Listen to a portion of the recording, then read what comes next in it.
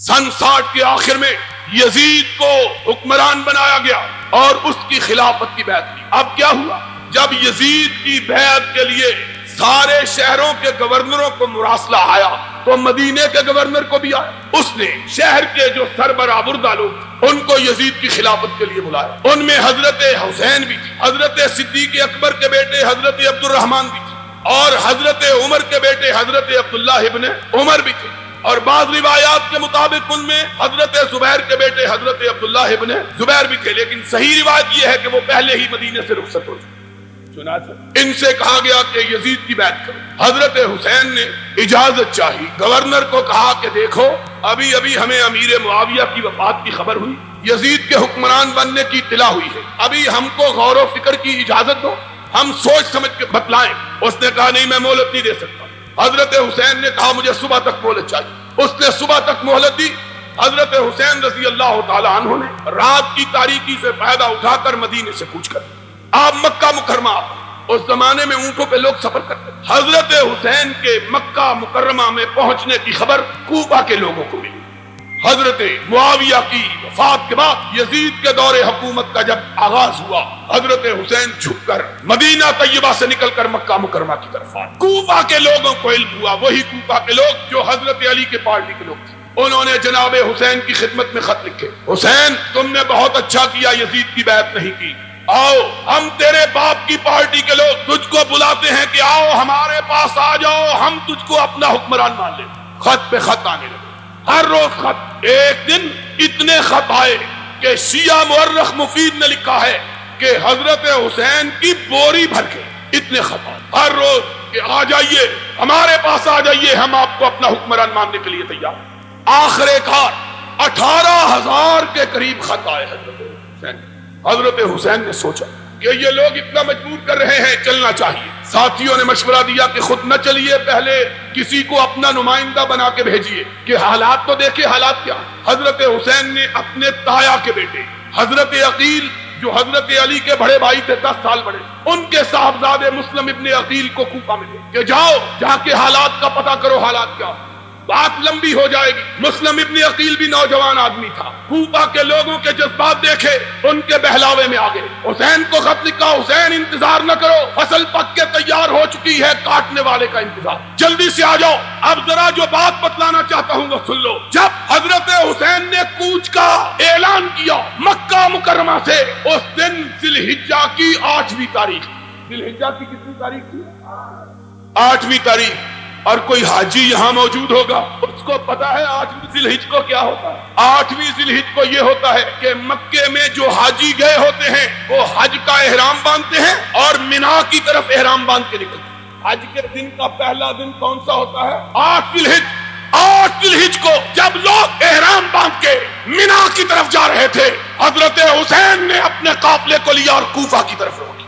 لوگوں نے پوچھا حسین لوگ حج کے لیے جا رہے ہیں، تم کہاں جا رہے ہو؟ فرمایا مجھ کو میرے باپ کے شیعہ نے بلایا ہے، میں کوفہ میں جا رہا ہوں۔ حضرت عبداللہ ابن عباس جو حضرت حسین کے چچا تھے، حضرت علی کے چچا کے بیٹے، ان کو پتا چلا حضرت عبداللہ ابن عباس ان کو 3 مقام حاصل ہیں۔ ایک یہ کہ حسین کے چچا، دوسرا یہ کہ یہ وہ شخصیت گرامی ہے جن کا نام لے کے نبی نے ان کے لیے دعا کی ہے، اللہم علمہ القرآن وفقہہ فی الدین، اللہ عبداللہ ابن عباس کو دین کی سمجھ عطا فرما۔ تیسرا یہ حضرت علی کی فوجوں کے کمانڈر ان چیف رہے، 3 حیثیتیں۔ عبداللہ ابن عباس کو پتا چلا، بھاگے ہوئے آئے، حسین کی اونٹنی کی مہار تھام لی۔ فرمایا حسین کہاں جا رہے ہو؟ کہا کوفے کے شیعوں نے بلایا ہے۔ فرمایا جن شیعوں نے تیرے باپ سے وفا نہیں کی، تجھ سے وفا کیسے کریں گے؟ نہ جاؤ حسین، جانا ہے تو کسی اور جگہ جاؤ۔ اب حسین دانا اور بینا آدمی، 59 سال کے پختہ عمر کے انسان، گرم و سرد جشیدہ، عبداللہ ابن عباس کو کہتے ہیں چچا میرے راستے سے ہٹ جاؤ، میں نے جو فیصلہ کر لیا ہے اس سے پلٹنے کے لیے تیار نہیں۔ حضرت ابن عباس نے کہا حسین اگر مجھے معلوم ہو کہ میں تیرے اونٹ کے راستے میں لیٹ جاؤں گا تو رک جائے گا تو میں لیٹنے کے لیے تیار ہوں، مت جاؤ۔ حسین نے کہا چچا اب آگے اٹھے ہوئے قدم پیچھے نہیں ہٹ سکتے۔ عبداللہ ابن عباس نے تاریخی الفاظ کہے، فرمایا اگر تو نہیں رکتا تو میری پشین گوئی سن لے، میں تیری داڑھی کے بالوں کو خون میں رنگا ہوا دیکھ رہا ہوں۔ جنہوں نے تیرے بڑے بھائی اور تیرے باپ سے وفا نہیں کی وہ تجھ سے بھی وفا نہیں کرے. حسین اس کے باوجود چل لی. اب ادھر ماجرا دیکھیے کہ مسلم ابن عقیل کے ہاتھ پر 32,000 سے زیادہ لوگوں نے موت کی بیعت کی. یزید کو پتا چلا کوفے کے صوبے کے حالات خراب ہیں. اس نے پہلے گورنر کو تبدیل کر کے عبید اللہ ابن زیاد کو گورنر بنا کے بھیجا. صرف 18 آدمی اس کے ساتھ بھیجے. کتنے آدمی؟ عبداللہ ابن عبید اللہ ابن زیاد این اس زمانے میں جبکہ کوفہ کی ہر گلی، ہر بازار اور ہر گھر میں حسین کے نعرے لگ رہے تھے، ان دنوں میں صرف 18 سپاہیوں کے ساتھ عبید اللہ ابن زیاد نے کوفے میں قدم رکھا. اس زمانے میں عربوں کا دستور یہ تھا کہ پرانے پنجابیوں کی طرح سفر کرتے ہوئے اپنے چہرے پہ ٹھاٹھا باندھ کے رکھتے، جس طرح ہمارے دیہاتوں میں دیہاتی لوگ سفر کرتے ہوئے اپنی پگڑی کا پلو اپنے منہ پہ باندھ لیتے ہیں. اسی طرح عربوں کا دستور تھا کہ چہرے پہ گرد و غبار نہ پڑے. عبید اللہ ابن زیاد اپنے چہرے پہ ٹھاٹھا باندھے کوفے کے بازاروں میں داخل ہوا. لوگوں کو حسین کا انتظار تھا. انہوں نے سمجھا حسین آ گیا ہے. سارا کوفہ نکل کے باہر آ گیا. جہاں سے گزرتے لوگ کہتے السلام علیکم یا ابن رسول اللہ، رسول کے بیٹے تجھ کو سلام دو. انہوں نے سمجھا حسین آیا.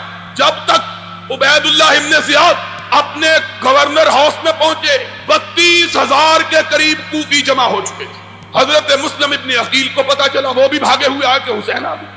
ان کو تو پتا نہیں کون آیا. گورنر ہاؤس کے پاس جا کر مسلم ابن عقیل پاس، ان کے ساتھی پاس عبید اللہ ابن زیاد نے اپنے چہرے سے اپنے کپڑے کا پلو ہٹایا. لوگوں نے دیکھا کہ حسین کی جگہ عبید اللہ ابن زیاد آ گیا ہے. اب عبید اللہ ابن زیاد نے گھور کے دیکھا 32,000 شیعہ، صرف 18 سپاہی تھا، اور پلٹ کے کہنے لگا کہ جان عزیز ہو ابھی پلٹ جائے، وگرنہ کبریائی کی قسم میں تمہاری بیویوں کو بیوہ اور تمہارے بچوں کو یتیم کر دوں گا، پلٹ جاؤ. اب ذرا سوچنے کی بات ہے، 18 سپاہی، اور وہ زمانہ نہیں تھا کہ پولیس والوں کے پاس جیپیں، بندوقیں اور سٹین گنیں اور آنسو گیس کے آلات اور لوگ بیچارے نہتے، بلکہ وہ زمانہ وہ تھا کہ پولیس والوں کے پاس بھی تلواریں اور عام لوگوں کے پاس بھی، دونوں کے پاس تلواریں. لیکن کوفے والوں کا حال پنجاب کی اس بستی کا سا تھا جس بستی میں ایک چور ایک ڈانگ لے کے آ گیا، پوری بستی والوں کو آگے لگا لیا. آگے آگے بستی والے پورے بھاگ رہے، پیچھے اکیلا چور بھاگ رہا. صبح کو لوگوں نے پوچھا اور تمہاری مت ماری گئی ہے، تمہیں کیا ہو گیا؟ کہنے لگے کیا کریں، ہم سارا گاؤں اکیلے اور چور اور لاٹھی 2 جنے تھے. یہ کوفے کے لوگوں کا حال. 18 سپاہی، 32,000 جوان. 18 کو دیکھ کے لوگوں نے کھسکنا شروع کیا.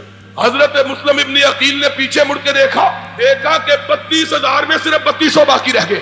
کہا پکڑ لو اس گورنر کو، اس کی بوٹیاں اڑا دو، پکڑ لو. عبید اللہ ابن زیاد نے کہا کسی کی ماں نے بچہ جنا ہو تو آگے بڑھ کے تو دکھائے.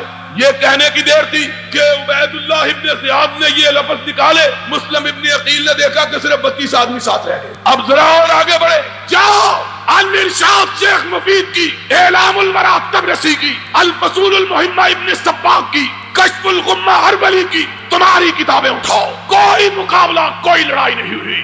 تھوڑی دیر گزری، مسلم ابن عقیل نے دیکھا کہ تنہا تنہا کوفہ کے بازاروں میں کھڑا ہے، کوئی ساتھ باقی نہیں بچا. پردے، اجنبی، تنہا، غریب الوطن، کوفے کے راستوں کو بھی نہیں جانا، پتہ ہی نہیں راستہ کیا. اب بھاگا. اس کی تو بالکل یہی مثال ہے کہ میرے جیسا آدمی شاد باغ میں آئے، تم سارے بھاگ جاؤ تو میں کہاں جاؤں گا؟ مجھے تو راستہ بھی نہیں آتا شاد باغ، کہاں جاؤں؟ مسلم ابن عقیل کے جائے تو جائے کہاں؟ ادھر بھاگے ادھر بھاگے، آخر ایک گلی میں گھسے. دروازے پہ دستک دی. اس شیعہ نے جس نے موت کی بیعت کی ہوئی تھی، حسین کے بھیا کے چہرے کو دیکھا، اپنے کیواڑ بند کر. دوسرے دروازے پہ دستک دی. اس نے دیکھا، پھر کیواڑ بند کر لیے. تیسرے چوتھے بھاگتے رہے، پیچھے سپاہی بھاگ رہے ہیں. تعاقب ہو رہا ہے. ایک جگہ پاؤں کو اندھیرے میں ٹھوکر لگی، حسین کا بھائی منہ کے بل گرا، دانت ٹوٹ گئے، منہ سے خون کا فوارہ چھوٹ پڑا. کوئی شیعہ نے علی میں سے خون پوچھنے کے لیے تیار نہیں. ساری رات مسلم ابن عقیل کوفہ کے بازاروں میں کوفیوں کی بے وفائی کا ذکر کرتے ہوئے گھومتے رہے. کوئی پناہ دینے کے لیے تیار نہ ہوا. پیاس سے نڈھال ایک مکان کے دروازے پہ جا کے گر پڑے. چیخ کی آواز گھر والوں تک پہنچی. ایک بڑھیا اندر سے باہر آئی. دیکھا کہ مسلم ابن عقیل جس کے ہاتھ میں کل ہزاروں نوجوان موت کی بیعت حسین کے لیے کر رہے تھے، اس بڑھیا نے مسلم ابن عقیل کو اندر جگہ دی. بیٹے نے کھٹ پٹ کی آواز سنی، پوچھا اماں کون ہے؟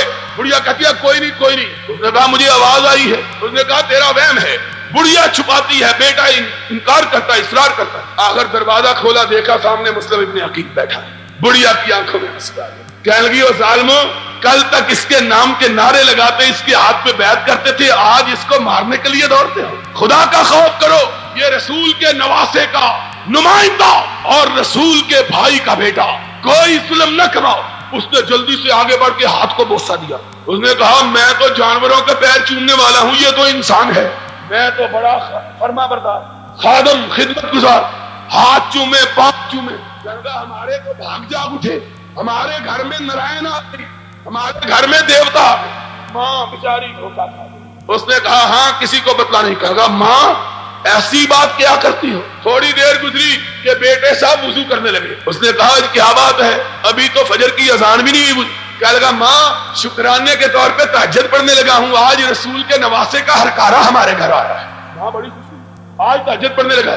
کہتا ہے ماں جی چاہتا ہے مسجد میں جا کے پڑھوں نفل، اس مسجد میں جس مسجد کو اس کے چچا علی نے بنوایا. ماں نے دروازہ کھولا، وضو کر کے سیدھا گورنر ہاؤس پہنچا. عبید اللہ ابن زیاد کو کہنے لگا آؤ میں تمہارا شکار اپنے گھر میں پھنسا کے آیا. ان کی حالت حضرت مسلم ابن عقیل شہید ہوئے. قافلہ حسین مکہ سے رخصت ہو چکا ہے، چند منزل فاصلہ طے کیا. حسین کو خبر ہوئی مسلم ابن عقیل اس طرح بے یار و مددگار، بے کسی اور بے بسی کی موت مارے گئے ہیں. پلٹنے کا ارادہ کیا. جاؤ کوئی ماں کا لال دکھاؤ تو صحیح جو اس کا انکار کرے. حسین نے پلٹنے کا ارادہ کیا. مسلم ابن عقیل کے بھائی بیٹھ گئے، کہنے لگے حسین ہمارا بھائی مرا ہے، ہم پلٹنے کے لیے تیار نہیں. حسین نے دیکھا یہ پلٹنے پر آمادہ نہیں، فرمایا اگر تم پلٹنے پر تیار نہیں تو میں بھی نہیں پلٹتا. چلا قافلہ کوفے میں. اب جتنی تلواریں ہیں وہ عبید اللہ ابن زیاد کے ساتھ ہیں.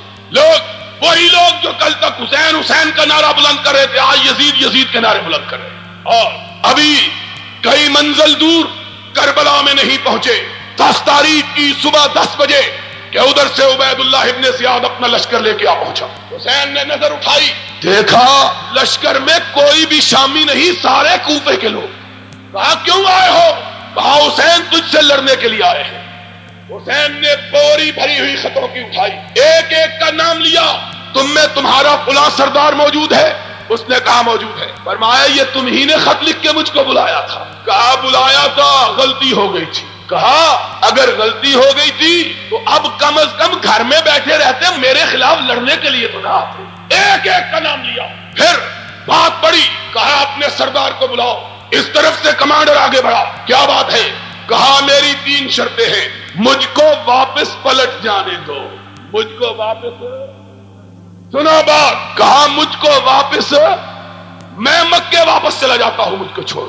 کہا یہ ممکن نہیں ہے. کہا پھر مجھے بارڈر پہ بھیج دو، کافروں کے خلاف لڑتا ہوا شہید ہو جاؤں گا. میں کسی حکومت کسی خلافت سے تعلق نہیں کرتا، بارڈر پہ چلے جاتا ہوں. کہا یہ بھی منظور نہیں ہے. تیسری بات، کہا مجھ کو یزید کے پاس لے چلو، جو وہ میرے ساتھ فیصلہ کرے گا مجھے منظور ہوگا. اس نے کہا ہم کو یہ بھی منظور. 3 مطالبے کوفیوں نے تینوں مسترد کر دیے. اور اسی لیے ہم حسین کی شہادت کو شہادت سمجھتے ہیں. کیوں؟ اس لیے کہ حسین لڑنے کے لیے تیار